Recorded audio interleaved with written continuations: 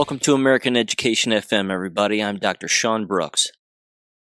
Well, ladies and gentlemen, I'll tell you what, the Southern Poverty Law Center discussion here and the indictment is certainly worth my review, I think. This is right up my alley. I want to spend a few moments on this just briefly. I know that a lot of people have already commented on it, and, I don't want to, belabor the issue too much, but there's a lot of angles to this because there's a lot of things that it proves. And there's a lot of things that it does not prove. First of all, the Southern Poverty Law Center has always been Jewish. Always. And like many so-called Jewish causes, quote unquote, huge finger quotes, they always use a minority race as their reason for existing, so they say. When in fact, the reason that they exist is to grift, make money, psychologically deceive endless people, always play the victim, and claim that they're standing up for the downtrodden. That's always their play. It doesn't matter the organization. It doesn't matter, again, the Jewish organization specifically. The ADL does the exact same thing. AIPAC does the same thing. Everybody's the victim. They're always the victim. Of course, they cry out in pain as they're striking you. That's always, the ongoing phrases and lines that get used because they're accurate. This is exactly how, specifically again, Zionist Jews have gotten away with tricking everybody into believing that the slave trade was a white issue, that it was whites who were trading slaves and enslaving individuals. Again, the vast majority back during the slave trade in the 16th and 17th century were specifically perpetuated by international Jews. That's a fact. That is a historic fact, because that's the level in which a K-12 school, a university, or any pundit on TV will never tell anybody. They just never cover that. In the South, during the 1800s, the vast majority of slave owners happened to be Jewish. The trade routes were owned by individuals who were Jewish. Again, the individuals even selling and buying and trading slaves tended to be Jewish as well. This wasn't predominantly a white versus black thing. That was not the case, hence, of course, the entire Union as a whole.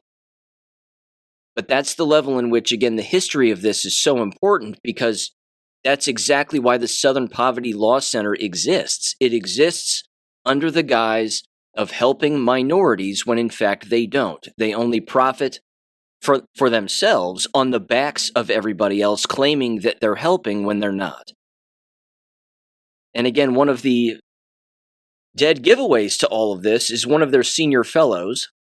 And this, of course, came out because during an interview that he gave on video, you can see his paperwork on his wall. This is from the Southern Poverty Law Center's senior fellow, Mark Potok, again, a Jewish man, where he's tracking the decline of U.S. white population and the increase of foreign-born in Europe. The same way, again, that a CEO tracks profits, as this particular picture says. And again, that's exactly what he's doing. He has these charts immediately set up, and he has, again, non-Hispanic whites and their population in the United States declining since 1920 at 90% to 2015 at 62%. So all of this business about, again, the Great Migration and race replacement and all of that, if anybody talks about that not being real, then they have their eyes closed, because it's 100% real. That's why a lot of these organizations exist. And that's, again, why they're run by predominantly Jews, because if they aren't benefiting their own, then they're not doing what they think that they need to be doing. And that's, again, primarily what they do. They benefit their own at the expense of everybody else. But like I said, that's the level of discussion that any pundit talking about any of this is not going to mention. It's too obvious. Now, there's a lot of misdirection in all of this too, which is unfortunate. Because in the actual indictment itself, which I'm going to read a portion of this here, is that these particular so-called white supremacist groups, quote unquote, the entire group was not recruited by the Southern Poverty Law Center. it typically only would be infiltrated by one person, the same way that a federal agent would infiltrate a particular group of people. And it's not, again, that they're violent, and it's not that they're extremists. I'm not defending any of these groups because I don't know them. And I, again, don't affiliate with groups just because I don't like groups, period. But infiltrating such a group with a Fed, for example, or a lawyer, or an undercover individual who works for a larger conglomerate, like the Southern Poverty Law Center, or again, any of their other brother and sister agencies that they affiliate with, is not a difficult thing to do. They've made movies about this. This has happened already previously in real life. Ruby Ridge, that's what Ruby Ridge was all about.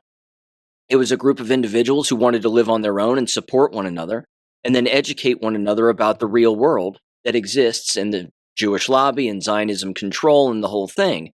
And then they were infiltrated by a Fed. And it was only one or two Feds. And then that was it.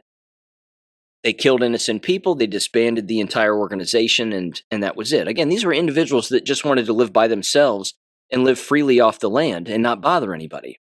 They weren't some, again, violent extremist organization. The media would paint it like that. But that's clearly not the case. Because the argument with all of this, and this is, again, sort of the bigger picture, which I'm sure a lot of people already know, is that you can have black organizations as the day is long. You can have Jewish organizations as the day is long. Again, Black Lives Matter. And then, of course, HBCUs all over the place.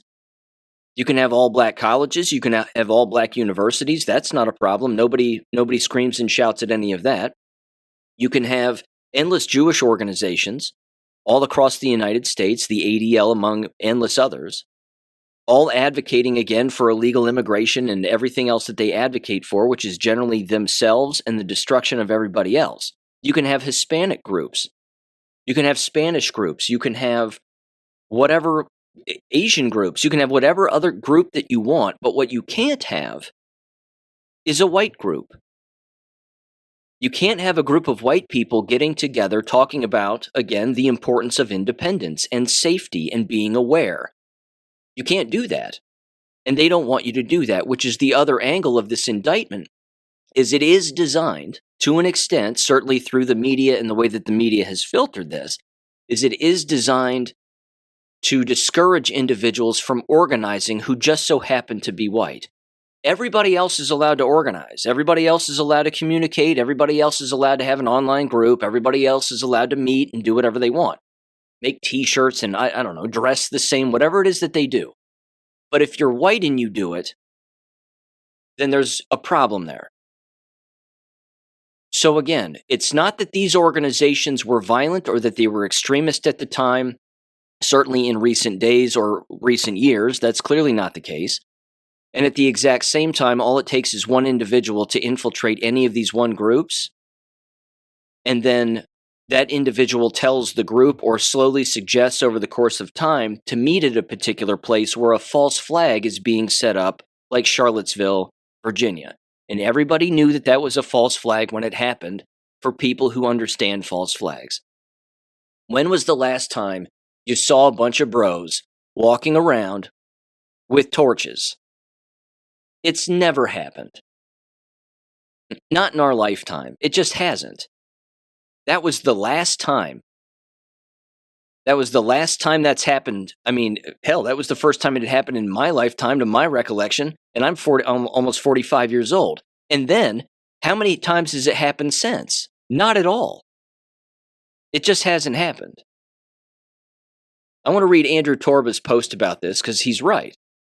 He said the following, again, the CEO of Gab. He said their biggest fear is white solidarity. The SPLC situation serves to discredit any and all forms of it. They've been running this op for years with Fed jacketing, and now they have another tool in their arsenal, SPLC jacketing. Perceived victories, quote unquote, while they remain in power almost always serve them in some way, shape, or form. Otherwise, they wouldn't happen, unquote. Correct. That's 100% correct. They exist for the purpose of psychologically subverting American citizens and endless people into believing that what the television shows them is real when in fact it isn't. Now, again, a lot of people were making huge leaps here when it came to this indictment also. And they were seeing, see, the group Patriot Front is in the indictment. All these guys walking around in khakis and blue shirts with masks over their faces to hide their identity, that this again is one of these SPLC-funded, Jewish-funded groups. That's not true. They're not named in the indictment. Here's who is, though.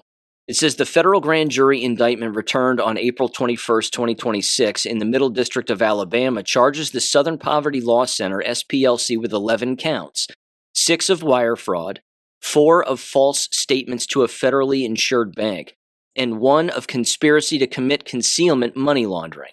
All Jewish practices, I might add. It alleges that between 2014, and 2023, the SPLC secretly funded over $3 million in donor funds to individuals affiliated with various violent extremist groups without disclosing this to donors. And they include, these are the groups that are included in the indictment, the KKK and United Klans of America, the Aryan Nations, including affiliated Sadistic Souls Motorcycle Club. Sounds nice, doesn't it? Not really. The National Socialist Party of America, the National Socialist Movement, American Front, and other quote-unquote Nazi-affiliated or white supremacist extremist groups, for example, National Alliance. Now again, when was the last time you heard about a violent extremist act from any of those groups? I'm not defending the groups, and I certainly don't like the term Nazi because it's a derogatory term. No one really uses it. It was created by the Jewish left. That's the history of the word. I've been over it before. But again, I don't affiliate with these groups, nor would I ever. But at the exact same time, the reason that they're going after them is because they want to continuously paint the picture that individuals who are white who gather and talk with one another, that they are the violent extremists. Did you see them burning cities down in 2020?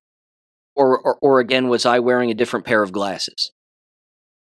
Did I not see that correctly, that it was black organizations and black money laundering and all of that, that of course was being funded and pushed by the Jewish lobby to burn down cities and create a giant distraction to, again, usher in mail-in ballots and voter fraud for the 2020 election?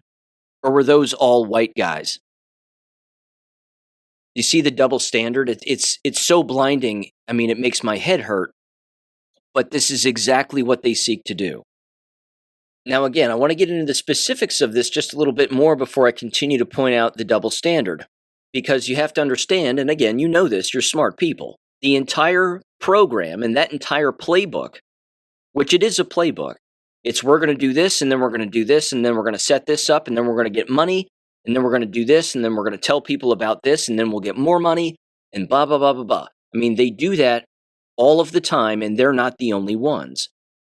But anytime you see that particular play and that playbook happen, regardless of the political side of the so-called aisle, okay, it's all driven by the same ideology, which is satanic, communistic, and it happens to be Jewish. Now, I'm going to get into the different groups, of course, and if one is coming to mind right now that leans on the right side politically, then you would know exactly what group I'm about to bring up here in just a little bit. But I'm going to wait on that just for a second, because I want to read this thread from Data Republican on X.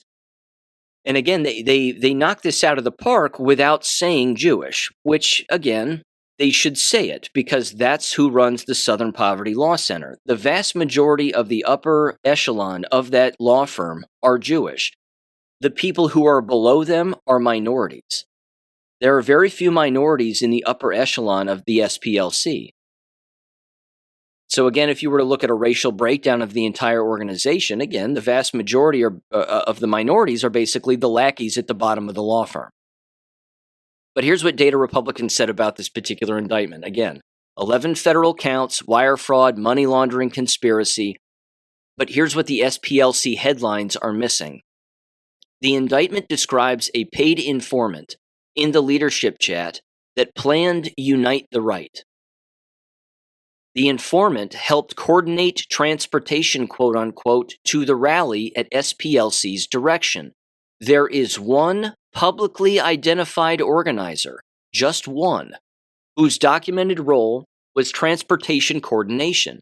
His Discord posts about running over protesters were made 26 days before Heather Heyer was killed by a car. The indictment says postings were made under the supervision of the SPLC. Charlottesville became the founding event for a billion-dollar political machine. SPLC installed itself as that machine's definitional gatekeeper. I report, you draw your own conclusions. As always, be patient as I pull this thread together. Okay. So they went on, and here's what they said. Again, we're talking about one person at the direction of the Southern Poverty Law Center. That's all it takes to get some people to show up to a particular event. The No Kings rallies, same thing. That's another example. Just snuck that in there, but again, those are not organic. That's the Jewish lobby pulling the strings on the NPCs that exist in our country. We're going to have another No Kings rally. Stop what you're doing and go to a curb and stand there and hold a sign all day long. It's the dumbest thing in the world. But what those people attending those No Kings rallies don't understand is that they're being set up and that something will pop off at one of those rallies eventually. And then what? They went on here, Data Republican, and it said, it is not confirmed fact that Chesney, who appeared to be encouraging running over protesters, was SPLC's informant. But the indictment, paragraph 11A, describes informant F37, and it matches Chesney. It says, member of an online leadership chat that planned Unite the Right, attended Charlottesville at SPLC's direction, made racist postings under SPLC's supervision, helped coordinate transportation for attendees. Again, it's the old, I'm going to paint a swastika on your garage door of, say, a black family or a Jewish family, but the person holding the spray can happens to be Jewish. This happens all of the time, constantly. It says, now here's why this matters beyond the fraud charges. Charlottesville became the single most consequential founding event, in modern American political infrastructure. Every one of these organizations says, in their own words, that they exist or were transformed because of August 12th, 2017. Just like October 7th. It was our Holocaust all over again. I mean, again, it's so exhausting. They can't stop. But they don't think anybody's going to pick up on this, that it's the same playbook, it's the same scheme over and over again. They went on, they said, stand together, the Koch network, the Koch brothers, Jewish. August 12th, 2017 was a tipping point, quote unquote, they said. Koch, Soros, Ford, ADL in one coalition because of Charlottesville. It then says the ADL founded Communities Overcoming Extremism, the After Charlottesville Project, literally named after the event. And then they said, Listen First Project, quote, the tragic events in Charlottesville, Virginia compelled Pierce to leave his marketing job and invest full-time. First event, Listen First in Charlottesville, quote unquote. Then they start having rallies. Then they start having speeches. Then people show up at lecterns and start yelling and screaming. It's a giant money laundering grift every time. Think No Kings rally. But there's another group I'm going to get to because they're involved in this kind of a practice also. Data Republican went on and said Integrity First for America is another group. Founded in 2017. Single purpose, sue the Unite the Right organizers. Backed at founding by LinkedIn's Reid Hoffman to the tune of over $1 million. One, wound down one event, one lawsuit, one entire organization. They said UVA Democracy Initiative, now the Karsh Institute, is another group. $12.9 million from 17 donors. direct response to the white supremacist attacks in Charlottesville, quote unquote. They went on and said all of that traces back to one event. Then in September of 2022, Biden held the United We Stand Summit. Merrick Garland, Jewish, launched the United Against Hate group, quote unquote, the same day. 3 days before the summit, SPLC wrote a letter to Susan Rice of the Obama administration and then the Biden administration, asking to define the terms and goals of our continued collaboration, quote unquote. And the ecosystem listened. National Civic League webinar, quote, Mapping America's Healthy Democracy Ecosystem, unquote. Over 10,000 organizers cataloged. An audience member asks, how did they decide who gets excluded?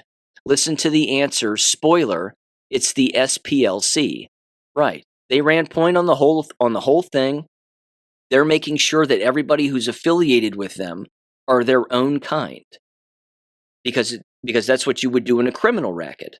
You wouldn't bring in an outside donor who they don't know. You wouldn't bring in Joe and Susie from down the street who are like, I want to help out too. They would keep them away because they're running a criminal organization. So only the criminals who are privy to the criminal organization are allowed to actually make all of these moves within the criminal organization. It says the organization that defined who was a hate group asked the White House to make that role permanent. The organization that set the standard, or standards plural, the entire ecosystem adopted is now charged with paying the people it was tracking. The organization whose informant was allegedly in the planning chat for the event that justified building the machine raised $132 million in the fiscal year that included Charlottesville. So there's an article here that they published from 2018, April 24th of 2018, titled, The Southern Poverty Law Center is sitting on $477 million. And then they wrapped up and they said, we need to ask if the organization at the center of America's entire post-Charlottesville democracy, quote-unquote, infrastructure had a supervised informant or worse, agent provocateur inside the event that justified building that infrastructure, what does that make the infrastructure? Unquote. It makes it a criminal organization. It's communistic, it's Jewish, and it's designed to overthrow a government. This goes beyond a money indictment. This is treason and sedition. You hang these people.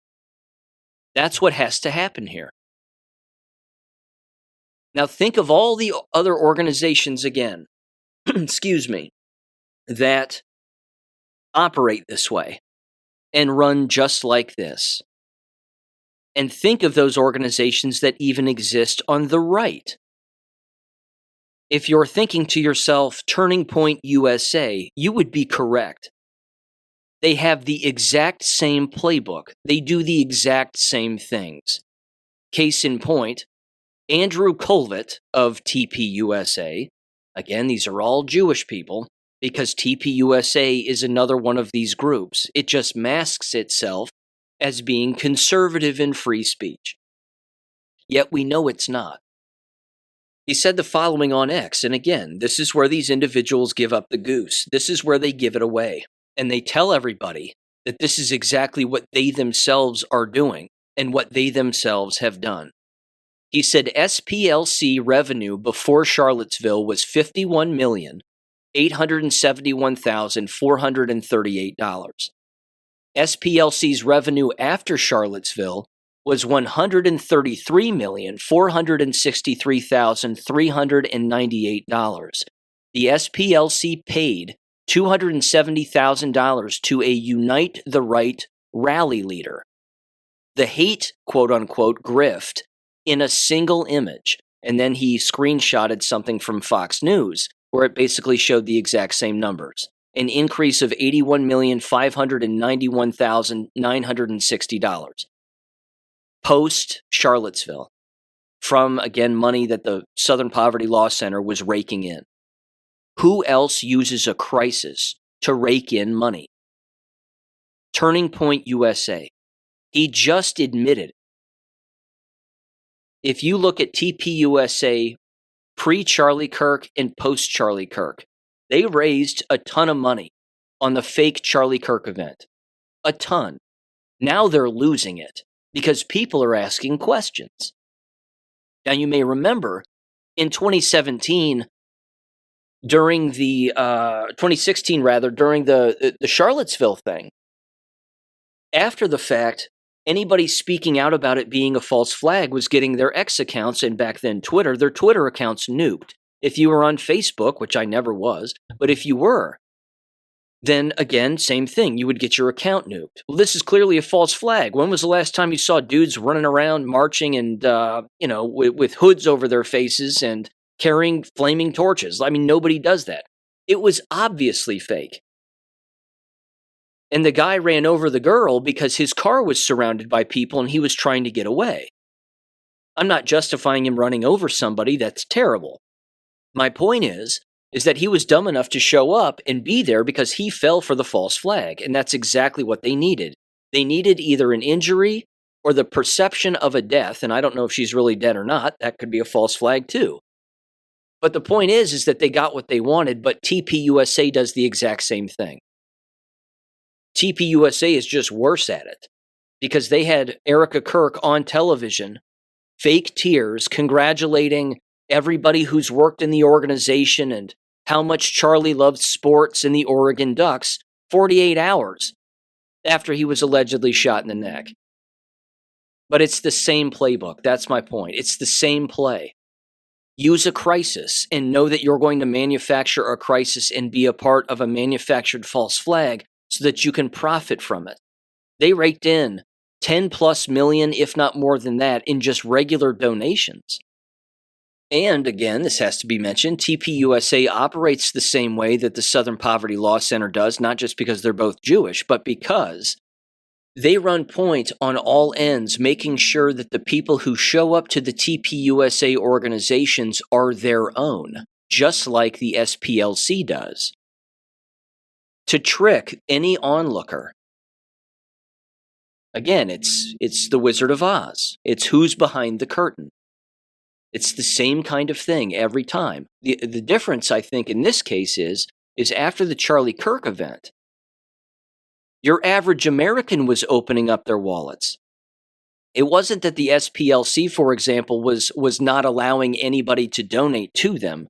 If anybody wanted to, they certainly could, certainly after Charlottesville. But they wouldn't let people be a part of their organization unless they, too, were in on the criminal racket. It's no different with TPUSA. TPUSA opened up the floodgates in their bank accounts to anybody who wanted to donate.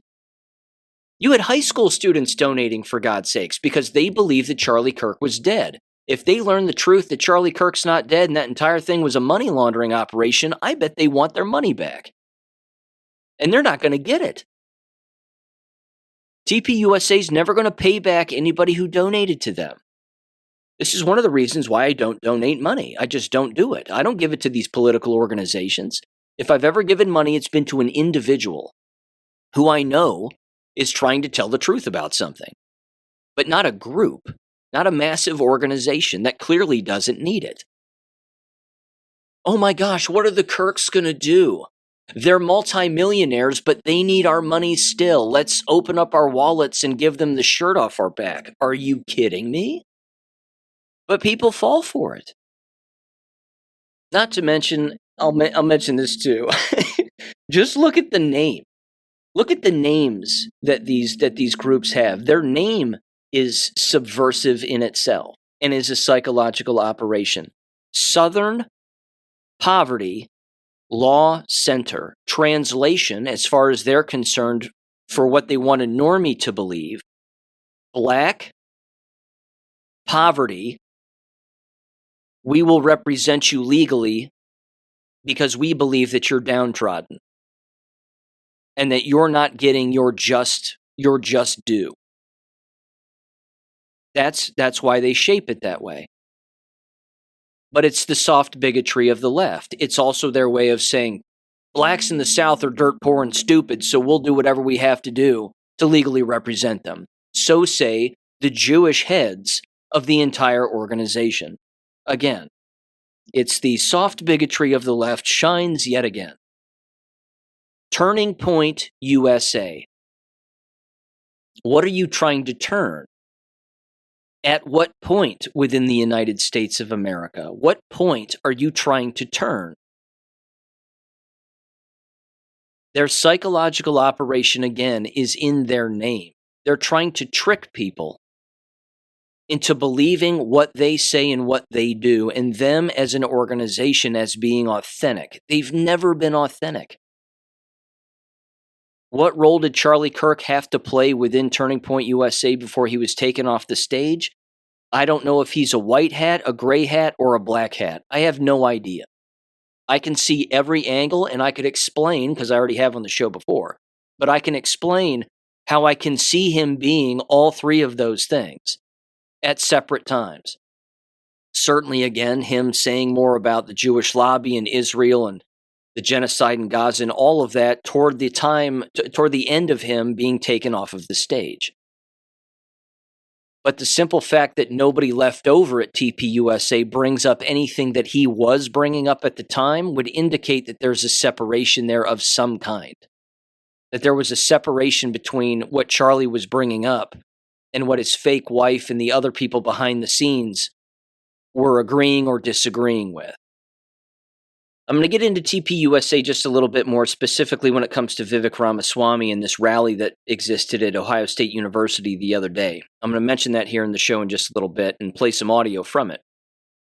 Certainly, well, I'm just going to play some audio affiliated with it, I should say. But one last thing here regarding the SPLC. This was from the Federalist, and it says the SPLC is a hedge fund with a dumb anti-racism newsletter. That's well said.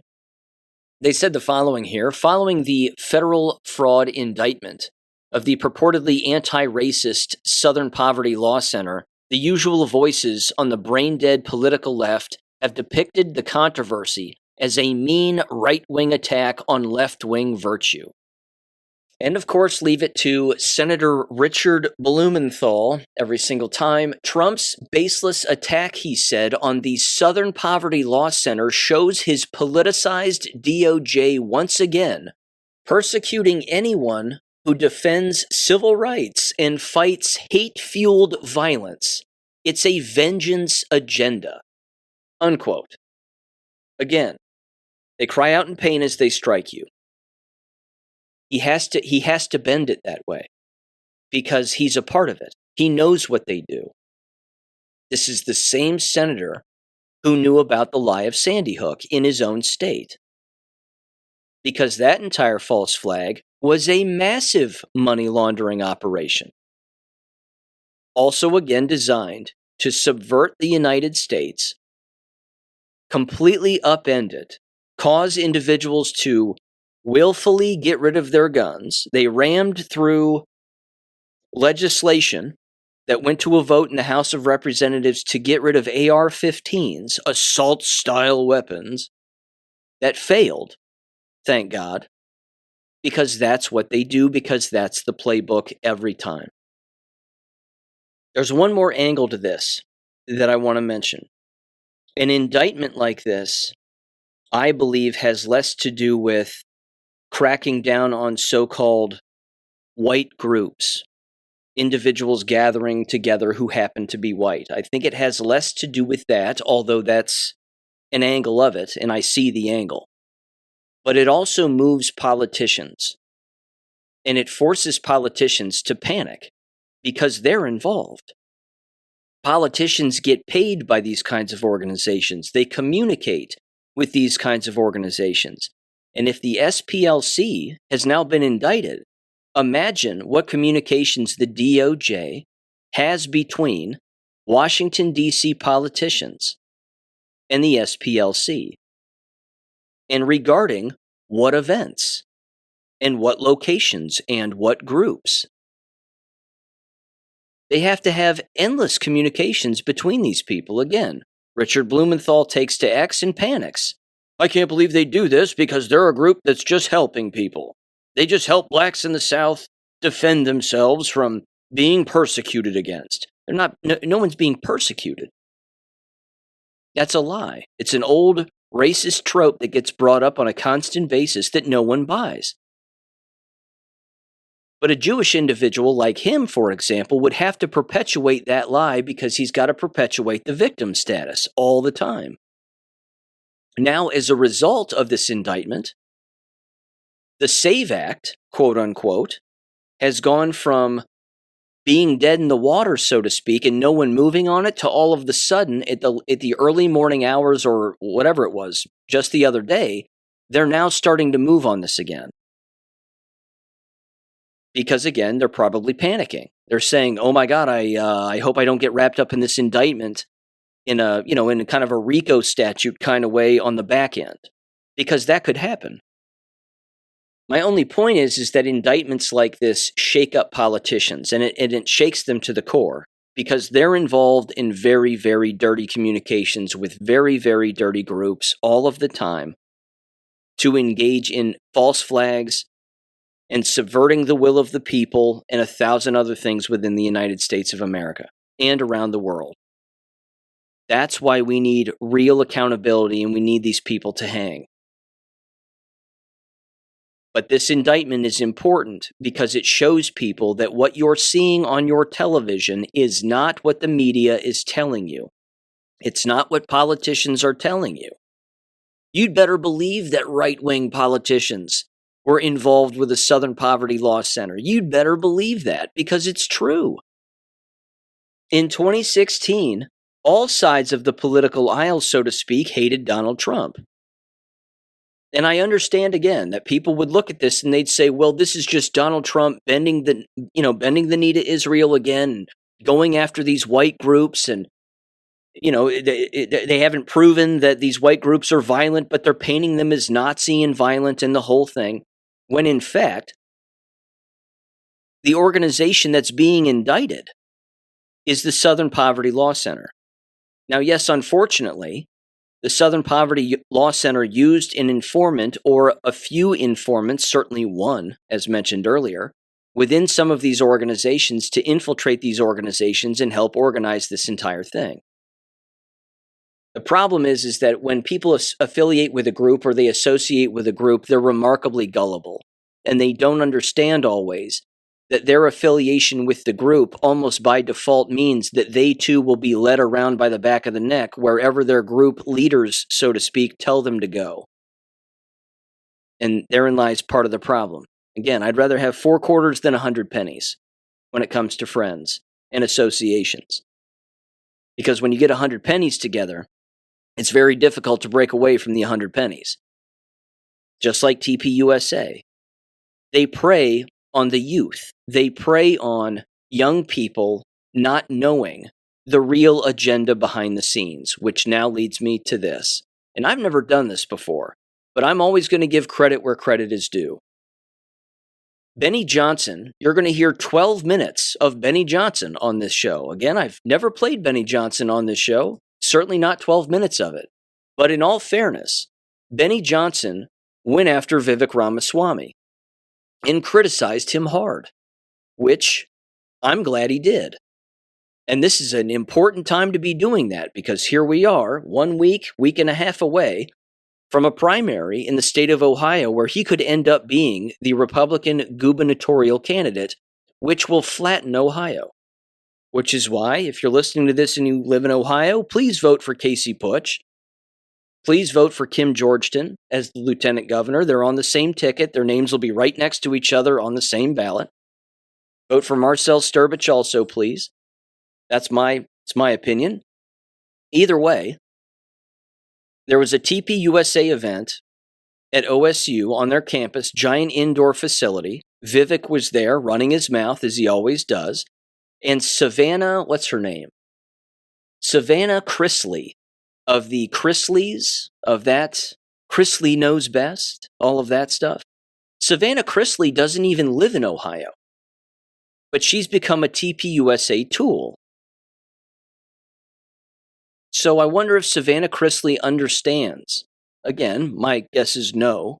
She doesn't seem like the brightest bulb in the world. But I wonder if she knows that she's being used. Because again, you're never going to see a real Ohioan on a stage talking to Ohioans about what's really going on in Ohio. You can pick a state. It doesn't matter what state you live in. You're never going to hear or see a real citizen of that state, a real resident of that state on a stage talking about what's really going on in that state politically and what threatens the people within that state.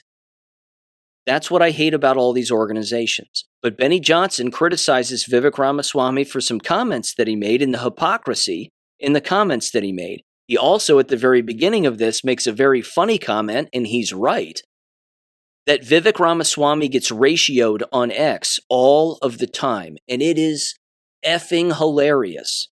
Vivek makes a post, and then all of the comments destroy Vivek in his comments section. Vivek is a grifter, and I think more people recognize that than not. And if Vivek wins, I think it's going to be voter fraud. They're going to have all these ballots all of the sudden that are going to shift the vote for Vivek if he ends up winning. Because there's a racial component to this that does matter, and it's important, and I'm going to bring it up very quickly right now. A lot of people don't want to say that they're not going to vote for Vivek because he's an Indian.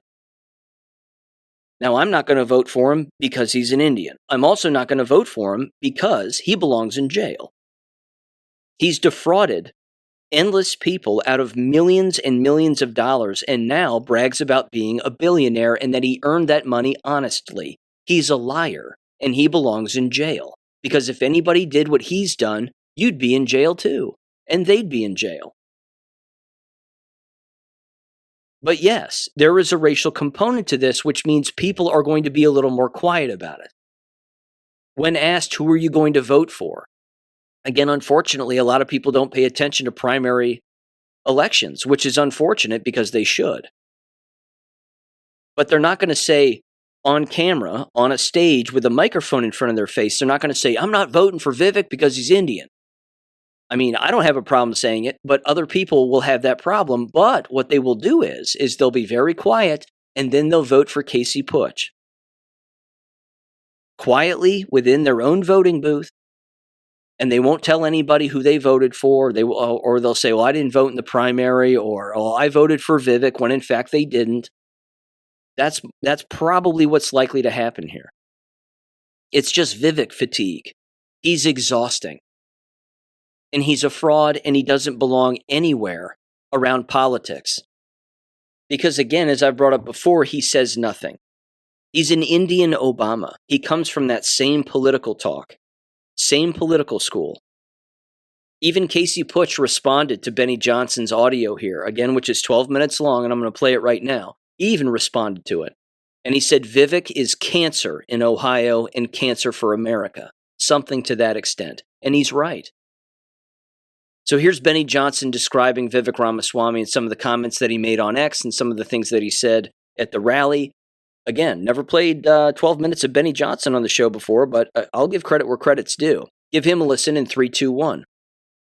Okay, so last night, I just want to pop this up because it will be in my bonnet here. Made me a little angry. Because it's wrong. It's just wrong. And it's something that Charlie wouldn't have agreed with, and it's certainly something that we don't agree with. I want to denounce it, frankly, here on the program. Vivek said this at a Turning Point event. Now, by the way, just want to let you know, this is about good faith debate. And in the interest of the future of our party, in the interest of the future of our movement and our country, you have to be able to call out your own side. And what Vivek said last night, in part, he gave a good speech, but this is fundamentally wrong.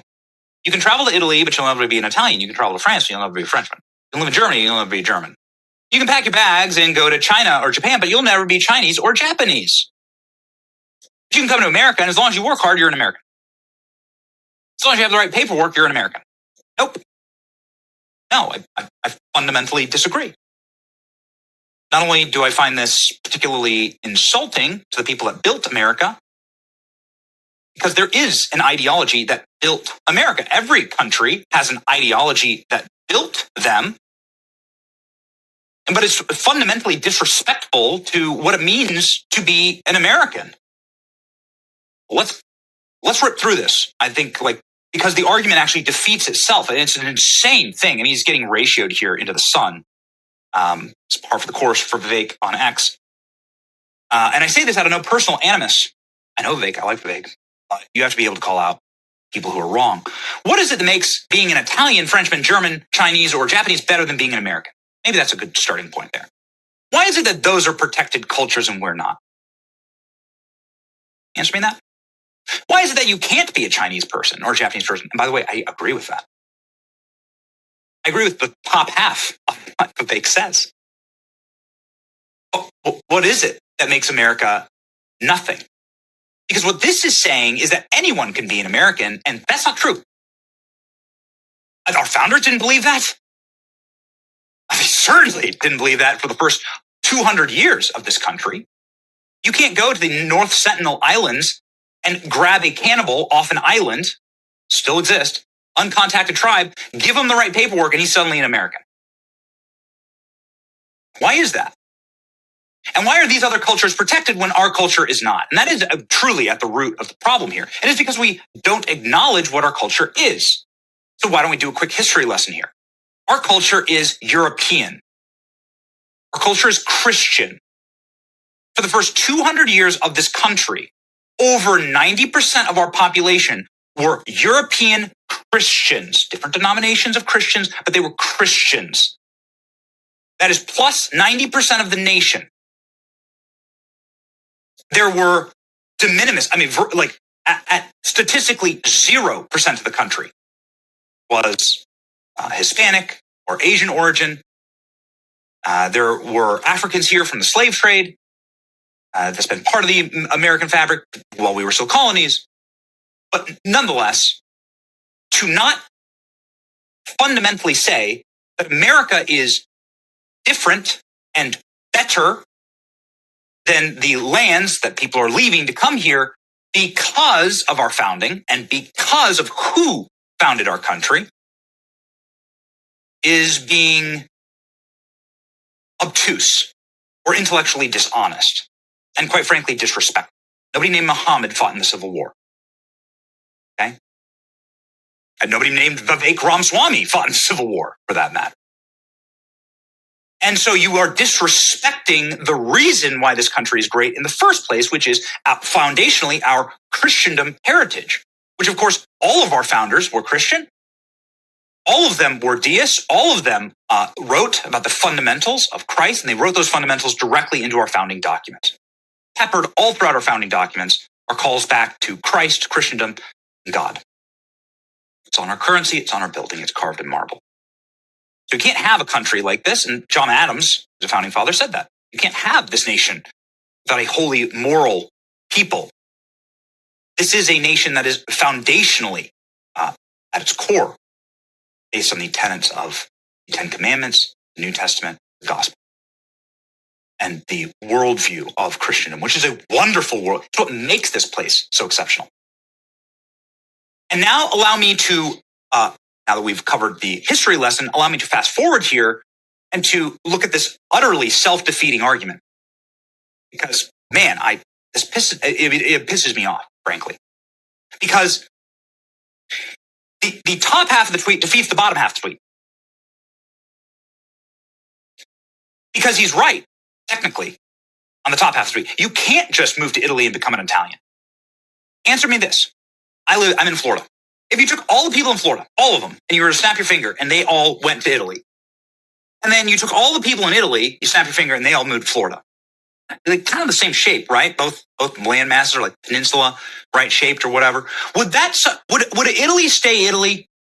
Answer me this. My executive producer is Italian. His name's ALX. He goes to Italy actually all the time. The birthday of Rome yesterday. No, I can tell you I live in Florida. There are a bunch of yeehaws in the state. They're hilarious. They're fundamentally different than Italians. Italy is the culture of the people. The songs, the language, the traditions, the food. That is what Italy is. Italy is not the rocks and the trees on the landmass. It is the human beings that make the nation. That is why you're not an Italian if you move there from India. You're not. And you never will be. You could be a paperwork Italian, and you could have the right to work there, I guess, legally and pay taxes. But what we understand is Italian culture. That is a thing, right? It is something that deserves to be protected. Just like it, and I agree that it deserves to be protected. You shouldn't water it down with infinity third world mass migration. And that's why this entire ideology is self-defeating, and it's what we must fight. Because it is worth preserving what it means to be French. It is worth preserving what it means to be German. It is worth preserving what it means to be Chinese, Japanese, Russian, and Saudi Arabian, for all I care. These are cultures that are distinct, and their distinctions are valuable.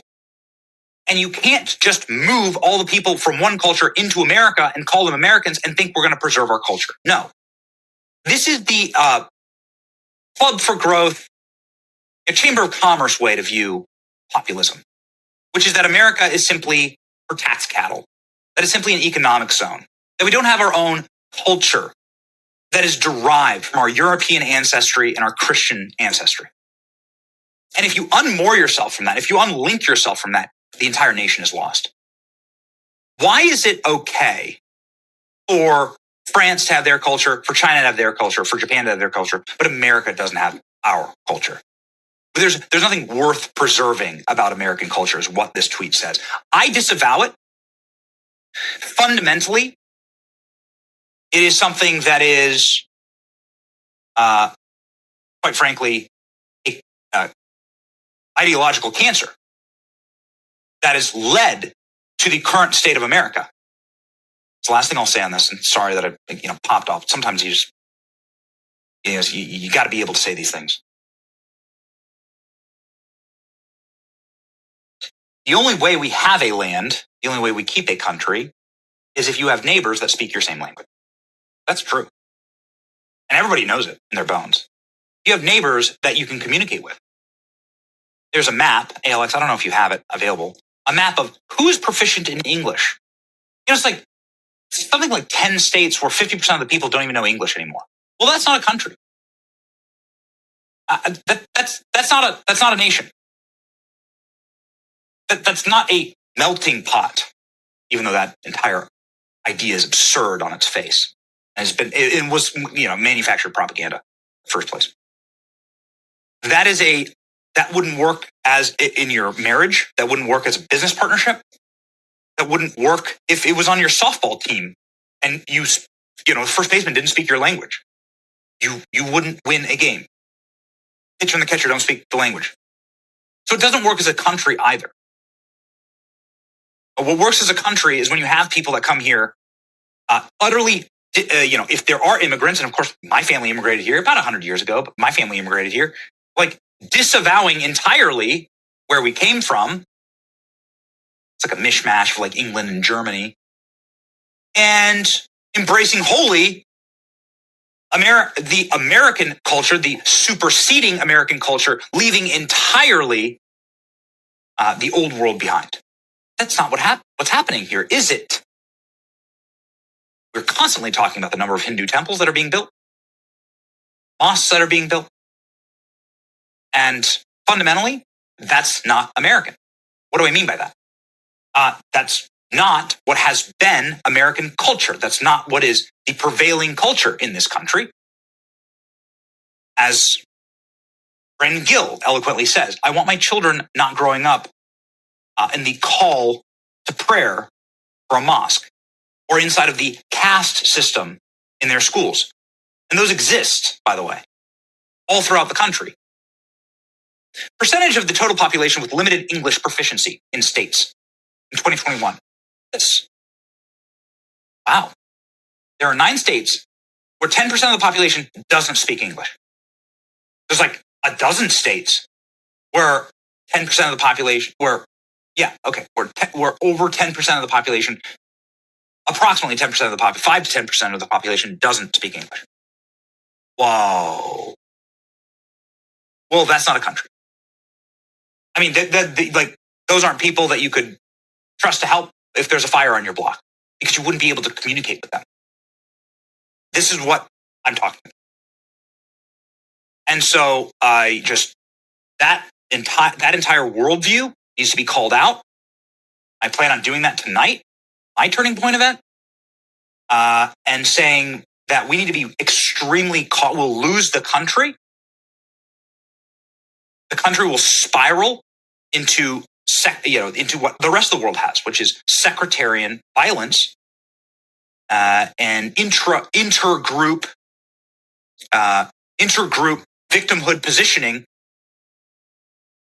If we do not think very, very carefully about the way that our immigration system works and how it works for the benefit of the American people. It's the point of immigration, actually. And having people that don't speak English and are on permanent welfare, as we covered yesterday, Afghans, Somalis, Haitians, they're on like rates of welfare that are 80 and 90%. That is not adding to the wealth and the prosperity of the American people. It's subtracting from it. It's not addition, it's subtraction. It's good to be able to have these conversations, ladies and gentlemen. First of all, bravo. Bravo. That was nice. That was refreshing. Has Benny Johnson read Mein Kampf? He kind of sounds like he has. Because that's in Mein Kampf. Everything he brought up. This is not a new thing. Adolf Hitler said the same thing. The United States will fail because they take in everybody. And the more they take in, and the more that their Zionist politicians and bankers and all of them, Jewish, take in endless people, then there won't be an America for real Americans. It will cease to exist. Again, look at the state breakdown. We basically have 50 different countries within a country, and they're all screwed up in their own right. But yes, we have a culture here. We do. And notice he didn't say Judeo-Christian heritage either. He said Christian, European, which happens to be white also. Good. That's a good thing. When he said at the beginning, too, that he's got to call out our own side, Vivek is not on our side. That's the mistake he made. That's the only mistake in what he said, in my opinion, that he made. I don't like the fact that Benny Johnson speaks at TPUSA events either, but he's starting to see past the veil here, which is good. But Vivek is not on our side. The comments that he makes are what a communist makes. When Vivek says, again, France is for the French, Japan is for the Japanese, etc., again, but then he says, America is for everybody. No. That's a coordinated effort to change the minds of endless young people to believe that that's true when it's not. That is not the case. Becoming a Japanese citizen as a non-Japanese person is next to impossible, if not impossible. It should be the same way here in America. Vivek Ramaswamy is a communist. That's what people have to understand, because his comments prove it. He says we have to change the way when it comes to our immigration policy. He's always said this publicly. He'll continue to say it. That the policies don't need to change when it comes to bringing people in. What has to change is the education system in our country to accommodate them. That's his approach. That's how you fix immigration. You help them assimilate, quote unquote, by changing the education resources that they have at their disposal, which allow them to assimilate and become more American, quote unquote. They will never be American. They just won't. Now, this is where this discussion slides into the education portion of the show, because this is connected. The Trump administration is pushing forth a major accountability reform specifically for higher education, and I'm reading this description here before I basically read the rest of it. And there's a video on this, which I'll put out in the next war video for Saturday, which again briefly describes this, but this is a longer explanation. And again, this is huge. This is a big, big deal. In a good way, I think. Because it's going to crush higher education, and it's going to crush particular departments within higher education, specifically teacher education departments. basically, just to provide, if I can, a one-sentence summary, if they aren't productive, then they're not going to be able to receive federal funding because they're not going to be able to take in students because their ability as a university to dish out a student loan will be non-existent. Essentially saying, what's your return on investment? Because if your return on investment sucks, then we're not going to allow you to invest in students. By taking away, again, not only your ability to give out a student loan, but a student to accept a student loan for your university, let alone your program existing in the first place. Me personally, I love it. This will crush teacher education departments at the university level because they never keep track of what their return on investment is because they don't have one. So here's what this says. The Trump administration is advancing a major accountability reform for higher education through legislation signed by President Donald Trump and a detailed proposed regulation from the Department of Education. These changes would restrict or eliminate federal student aid eligibility for specific programs and, in some cases, institutions that fail an earnings test, quote unquote, measuring whether graduates earn more than comparable workers without the credential. This is not an immediate blanket ban on entire colleges, but a program-level accountability system with institutional consequences designed to ensure federal taxpayer dollars support only programs that deliver a positive return on investment. The framework is often called the earnings premium, quote unquote, or do no harm, or gainful employment for all standard. It builds directly on statutory changes in the One Big Beautiful Bill Act, the OBBBA, also referred to in some contexts as the Working Families Tax Cuts Act, which Trump signed into law on July 4th of 2025. It says number 1 here, legislative foundation. The One Big Beautiful Bill included sweeping amendments to the Higher Education Act that created this new earnings-based accountability framework for nearly all Title IV federal student aid programs, federal direct loans, Pell Grants, etc. It applies uniformly across public, nonprofit, and for-profit institutions to most credentials, from certificates to graduate degrees, with limited exceptions for certain short-term certificates. The law's goal, as described by the administration, is to break the cycle of low return on investment for students and taxpayers by stopping subsidies for programs that leave graduates no better off or worse off financially than if they never attended. Now again, not only do I love this, and it hits me positively in all the right spots, this right here is exactly what they should do with American K-12 education, because there's worse return on investment. There's none at the higher level of education, so to speak, in finger quotes, higher education, but there's really none at the K-12 level. Imagine K-12 schools losing funding because their return on investment is non-existent. Number 2 of this description, it says the proposed rule, which was issued on April 17th through the 20th of this year, just a few days ago. On April 17th, 2026, the Education Department issued a Notice of Proposed Rulemaking, NPRM, to implement the One Big Beautiful Bills Act agenda, or accountability provisions in detail. It says this followed a negotiated rulemaking process, a head committee, AHEAD committee, that reached full consensus in January of 2026 among stakeholders, including higher ed representatives, students, taxpayers, and business groups. The rule is titled something like Accountability in Higher Education and Access Through Demand-Driven Workforce Pell, Student Tuition and Transparency System, and Earnings Accountability, unquote. That's a mouthful. Public comments are open. Deadline approximately May 20th of 2026. Once finalized, expected to closely track the consensus proposal.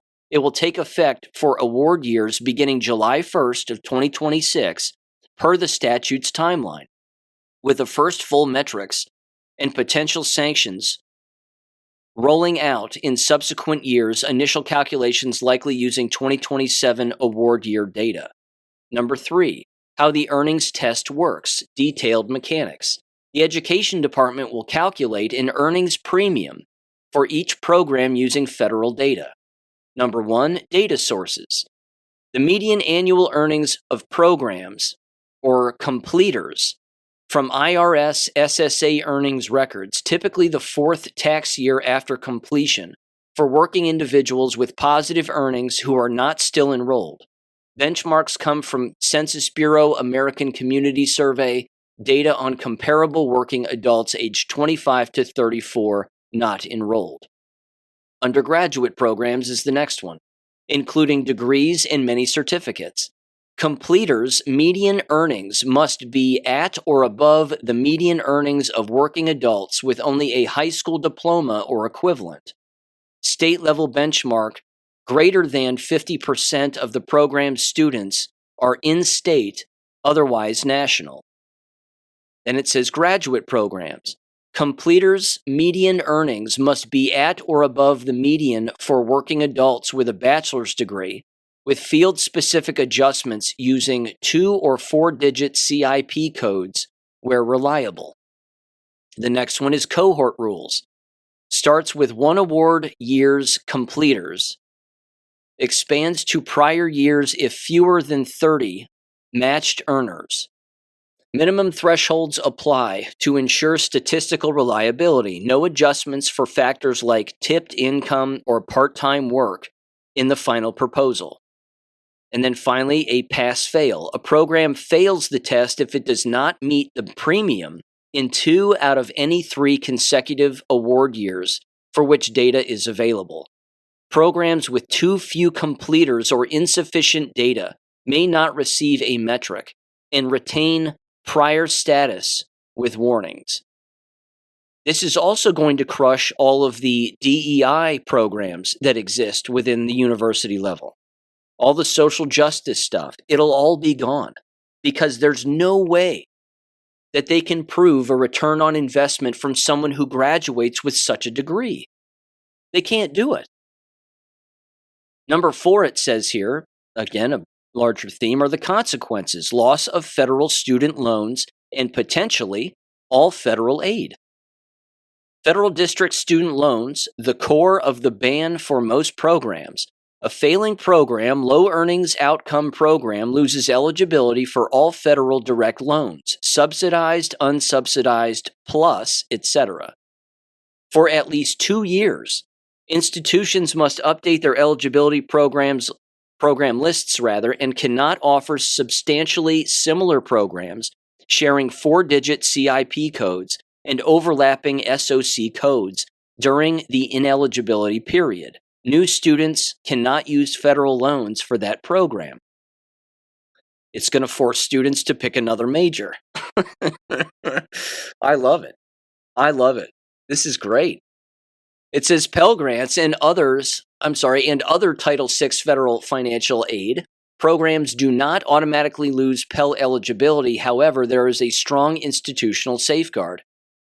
If low-earning programs account for more than 50% of the institution's Title IV recipients or more than 50% of its Title IV funds, in 2 out of the 3 years, the institution fails administrative capability standards, quote unquote. It is placed on provisional program participation agreement status. Low-earning programs then lose all Title IV eligibility, loans and Pell Grants effectively banning the programs and potentially crippling the college if they dominate enrollment/aid. Excellent. Again, this is the accountability that K-12 schools should have that they don't. They're basically saying, get rid of all your gay shit because your gay shit has no return on investment and you're not preparing anybody for the real world. It says additional requirements, student warnings, disclosures for at-risk or failing programs, including remaining Pell lifetime eligibility, orderly closure options, allowing limited continued aid during wind down, up to 3 years or program length in some cases. Appeals limited to calculation errors. It says, in practice, this could lead to entire colleges losing broad federal aid access if a large share of their offerings, for example, certain liberal arts, education, or humanities programs, consistently underperform on earnings. Say goodbye to teacher education. This is the end of it. There's no way that they can prove a return on investment, let alone that they're going to make more money becoming a first-year teacher or second-year teacher based on what they're paying into for a teacher education program. I love this. I love it. This is going to put their back up against a wall as departments and as people. You can't manage your way out of this one. It wraps up. It says, number 5, the timeline and current status as of April of 2026. In July of 2025, again, the One Big Beautiful Bill law was signed, statutory framework was in place. In January of this year, 2026, negotiated and rulemaking consensus. A few days ago, April 17th through the 20th, the NPRM issued public comment period open. And on July 1st of this year, new framework applies. First sanctions possible after 2027 plus data cycles. Institutions will receive completers lists from the Education Department for verification and must report additional program level data, tuition, aid, etc., via the new STATS system, STATS. The administration frames this as common sense reform ending regulatory whiplash from prior gainful employment rules which targeted for-profits more narrowly, and it removes Biden-era extras on for-profits while expanding accountability to all sectors. It says this is the detailed mechanism by which the Trump administration is implementing these changes. Legislation signed by the president, followed by the Education Department rulemaking to enforce program-level earnings accountability tied directly to continued access to federal loans and, in extreme institutional cases, all federal financial aid. The rule is still proposed and subject to comment, but the core statutory authority is already law. Unquote. Excellent. This is fantastic. This is exactly how you destroy these institutions from screwing around. As, of course, we know they've been doing for decades and decades and decades, is you hit them right in the pocketbook. They cannot manage their way out of this. No way. There's no way they're going to be able to track any real return on investment with the number of people that they bring in, the number of people that they spit out, and then what happens to those individuals who, again, make their way into the workforce after college, if they do at all. Because if they don't get hired, and they aren't making a substantial amount of money, again, based on the amount of money that they were paying into their program in the first place, then the program is screwed. And if students can't go to a college because they don't have the program, quote unquote, that they are interested in, even if that program is not one that's going to lead to any gainful employment of any kind, then they're going to try to pick a different college or a university, which means those colleges and universities that don't have the programs anymore, let alone a successful program, will take in less students. Which means, again, they'll have to borrow more money to fill in the gap. I don't know why universities continuously build buildings and erect new buildings and dormitories and places to study. There aren't more students going to college. There are less. And it's coming from, certainly from, I would say, two separate angles. It's depopulation. It's less people reproducing and creating children that are going to institutions. That's number one. And number two, these institutions have fallen out of favor with common sense Americans because they don't produce anything. They're brainwashing facilities. Again, why is TPUSA going to Ohio State University? They're not going there because they have the venue, so to speak, and they have the space. It's because they're going there to brainwash the youth. That's where the youth are being brainwashed currently, so why not show up and pack it in a little bit more? This is going to be really interesting in 2027 to see this roll out. and to see which institutions end up folding and which departments end up folding, and how enrollment ends up shaking out when these departments and when these colleges and institutions crumble. This is going to be fun.